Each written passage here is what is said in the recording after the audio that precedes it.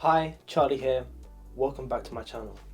As most of you know, on the 18th of October, Apple held an event upon which AirPods were released, AirPods 3rd generation, new MacBook Pros and HomePod Mini, and also a new Apple Music subscription tier. Let's talk about it. Let's get straight into the meat and potatoes. Let's talk about the new MacBooks. They're the biggest, most standout thing in this entire event. You know, HomePod, we've all had the HomePod Mini. I've got the HomePod, the big one. HomePod Mini, they only added a couple more colours as well, so I'll put a screenshot of the colours here. There's nothing really different apart from that. AirPods Pro also, you know, it's just a generational update really. It's like a mix between AirPods 2 and AirPods Pro. You know, they sort of kept the design of AirPods Pro without the silicone tips, but, you know, also the spatial audio features, wireless charging case, all for just about £50 more expensive. So overall, good upgrade for the AirPods, nothing really to say there. But MacBooks, wow, the new MacBooks are incredible. So they come in two new chips and two new sizes. So we've got the M1 Pro chip and the M1 Max chip. I was going to say Pro Max, M1 Max. And they come in two different sizes now. So the 14-inch is a brand new size. 16 inches, well received. So the entire laptop range from Apple now is full of Apple silicon, which completes the transition for portability, which is amazing. But let's talk about the design and the functionality. They've added ports back now. I know, big deal, right? They've added by the SD card, they've added by HDMI, they've added MagSafe 3, and that's about it really. You know, I don't know why they stopped there, to be honest. They should have added USB-A, maybe an Ethernet port, but, you know, we'll take the SD card. You know, I'm recording sound to an SD card right now, so if I was editing on my laptop, which I used to do, I don't now, I would have to do that. So, you know, it is what it is, but it would have been nice for them to go all the way. It would have been nice for them to completely just acknowledge the pros completely. Just go, you know what, MagSafe 3, still keep Thunderbolt 4. I'm not saying get rid of it, but you know, it does have its perks. You know, it is very fast data transpeeds.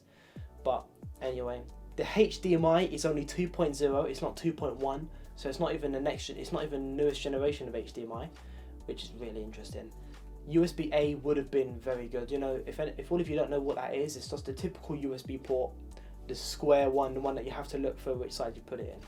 That's USB-A, so they should have done one of them. So overall, couple new ports added, SD card, HDMI, MagSafe, that's it. You know, let's talk about the pros and cons for a minute now. So I'm an owner of the M1 Mac, and I upgraded, M1 MacBook Pro 13-inch, and I upgraded from the 2014 MacBook. So I was always used to having ports around on my laptop. So, you know, I used to have an SD card slot, I used to have HDMI, USB-A, Thunderbolt 2, never used it, but I had the choice, stuff like that. And it was quite annoying going from that to the USB, you know, USB 4. So it was very interesting, but that it is a big pro that they're back now, because you don't have to worry about dongles. You know, sometimes I like to hit my stuff up to a monitor and stuff. It'll just be so much easier to not have to worry about dongle, plug it straight in. And yeah, that is a massive pro of these new laptops. You know, SD card, HDMI, right in a device. You don't have to worry about the dongle. That's amazing. Thank you, Apple, for, you know, removing a feature, then adding it back, and then patting yourself on the back. Well done. You know, I'm not happy with you. It's just one of those things where you accept it. You get praise when you do a good thing. So you've added them back. You've acknowledged the mistake that pros do actually use these ports and want these, you know, want this I/O on their laptop. So thank you, Apple, well done. But as I said before, they are missing a key feature, man. They're missing USB-A. I don't think Apple quite understand. Most of the people that use dongles, the mass market I'm talking about, not just pros, they use USB-A. Their hard drives are USB-A. USB sticks, USB-A. Any sort of cables they use to plug into their phones and stuff, USB-A. I don't quite understand why they haven't added that back. You know, if they're going all the way, do it. I didn't quite understand it. They still want you to use a dongle for that. It is what it is. Let's talk about charging for a minute now on the new MacBooks. So charging now has been overhauled this year. So they've now got a new 140 watt charging brick, which will charge your laptop from 0 to 50% in half an hour. let's think about that for a minute. Like, this laptop has 20 hours of battery life. In 30 minutes, you will be able to get 10 hours. Bearing in mind, 140 watts is a very fast charging speed. So your battery life is gonna degrade faster. I know people haven't acknowledged this yet.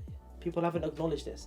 The faster you charge a battery, the faster it will degrade over time, which is why using slower chargers is always preferred. But at least you have the option for fast charging now. For everyone recommending to have this laptop and use it for a long time, I would recommend you don't always fast charge it. Fast charge it when you need to fast charge it.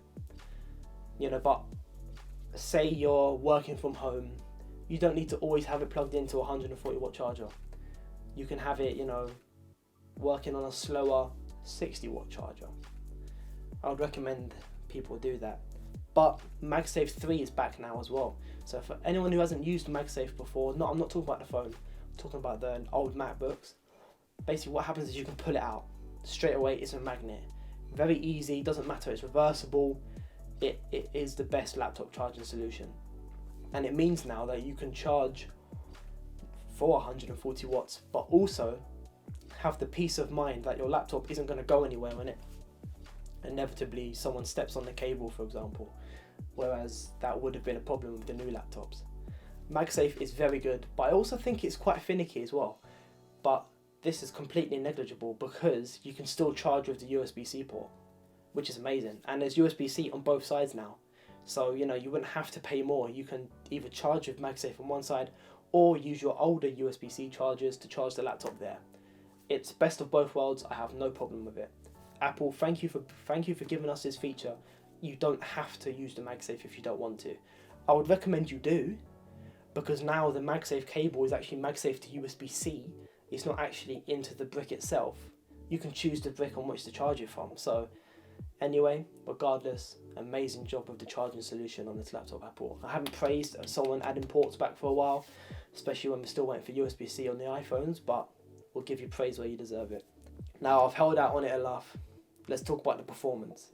So the M1 Pro and the M1 Max are the new additions to the M1 chip family, and they look like absolute beasts. They look like beasts. And I don't want to get too much into the performance here. Just know that they're going to be better than the M1. I don't want to be here and say that to have this laptop or to buy this laptop, you need to be able to use it for this purpose. I'm not going to say that. I don't use my phone or this iPad to its potential for its chip. I'm not saying that. If you like the look of this laptop, go ahead, buy it. I just want you to understand that you don't have to buy this. There are other options that are just as good. So M1 is still an amazing laptop. It doesn't have all the flashy gimmicks, but I would argue that the M1 is still a very good laptop. I'm not here to say that you shouldn't want it. You want it, buy it. But this laptop is definitely made for a more professional workload. It's catered for professionals. I don't want to use that word, but because it does have a stigmatism around it. But what I want to say is that, you don't have to be a professional to buy this laptop. If you just want to have a new laptop, buy it by all means. Just know that it's a very expensive laptop, and just know that look around. Personally, like I've said before, I have the M1 chip, way more powerful than I'll ever need. So I'm not going to be upgrading, but if I didn't have the M1 laptop, I probably would have. And just to reiterate back on the ports for a minute, adding ports for me isn't a feature. Not when you can, for someone like me, I don't use my ports, the ports that they add a lot. Sometimes I use an HDMI port to hook up to my monitor. Sometimes I take footage of an SD card onto my laptop. This is sometimes. But I need to remember that a £10 dongle on my old M1 laptop, old, I know, right, it's not even a year old, on my M1 laptop is good enough for me. HDR 120Hz displays, amazing, good, adaptive 120Hz. It's ProMotion, it's ProMotion. It goes all the way down to whatever hertz it does and goes all the way up to 120 if and when you need it. Very good. And you can also change it if you want to as well. You know, you can keep it locked at 60 Hz if you're working with 60 Hz. You know, if you're working at a 60 FPS workload, for example, so workflow, then that's obviously worth it for you. But the display is a massive reason to upgrade. It's the main way you interact with your device, and it has had the biggest upgrade. I would argue more than the M1 Pro and M1 Max. You know, the display, like I said, it's the main way, and it's had the biggest overload it has. It's mini LED now, so that increases loads of stuff. You know, the contrast ratio, your brightness, you know, the price. But it is good. But I wish to make something known for now though. You know, I know I made a video on why the iPad Pro can never replace a laptop, and why there will always be a place for a MacBook in my workflow. But we have to take a minute to realise that there's an iPad Pro that has an M1 chip, a 120 Hz HDR mini LED display. Does that sound similar to anyone? Yeah, the brand new laptops. So, would you be better off if you just use it to watch YouTube, to scroll Twitter, go on Instagram?